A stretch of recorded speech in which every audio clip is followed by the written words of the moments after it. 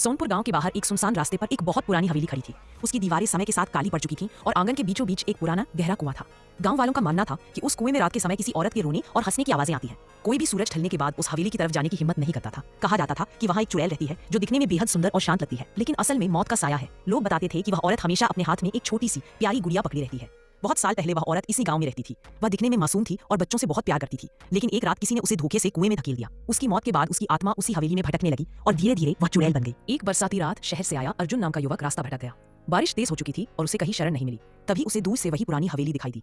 डरते डरते वह अंदर चला गया। हवेली के अंदर अजीब सा सन्नाटा था, जैसे दीवारें भी सांस ले रही हों। अचानक उसे किसी के हंसने की धीमी आवाज सुनाई दी। उसने मुड़कर देखा तो सीढ़ियों पर एक सुंदर औरत खड़ी थी। उसके चेहरे पर अजीब सी शांति थी, आंखें बड़ी बड़ी और हाथ में एक छोटी सी गुड़िया। वह मीठी आवाज में बोली कि वह यहाँ अकेली रहती है और डरने की कोई बात नहीं।